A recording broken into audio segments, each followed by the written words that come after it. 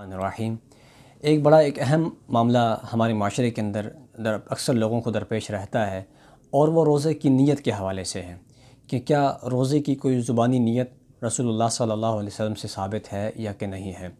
اس میں سب سے پہلی بات سمجھنے والی وہ یہ ہے، اور بڑی آسان بات ہے، کہ نیت جو ہے وہ دل کے ارادے کا نام ہوتا ہے، نہ کہ زبان کے الفاظ کا۔ جب دل کے ارادے کا نام ہے تو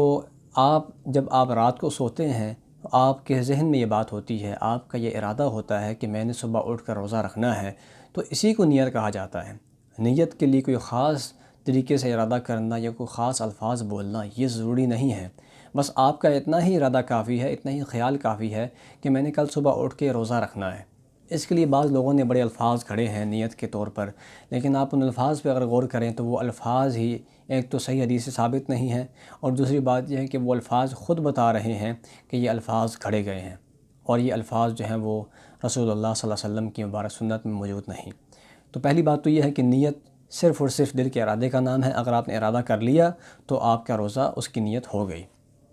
اس کے بعد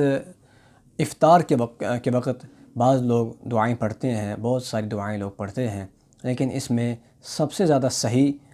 اور سب سے زیادہ جو مسنون دعا ہے اور جو حدیث سے ثابت ہے وہ نبی صلی اللہ علیہ وسلم کا، ایک تو آپ نے جب افطار کرنا ہے تو افطار کرتے وقت آپ نے بسم اللہ پڑھنی ہے۔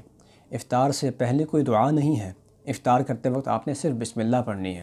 اور افطار کر لینے کے بعد آپ نے یہ دعا پڑھنی ہے، ذهب الظمأ وابتلت العروق وثبت الاجر انشاءاللہ، کہ جو پیاس ہے وہ چلی گئی، پیاس مٹ گئی، اور جو رگیں ہیں وہ تر ہو گئیں، اور اجر جو اللہ تعالیٰ کے ہاں اس روزے کا ہے وہ انشاءاللہ ثابت ہو چکا ہے، وہ مکمل ہو چکا ہے۔ تو یہ جو دعا ہے روزے کے بعد یہ کرنا ثابت ہے، روزے سے پہلے کوئی دعا نہیں، اور اسی طرح کوئی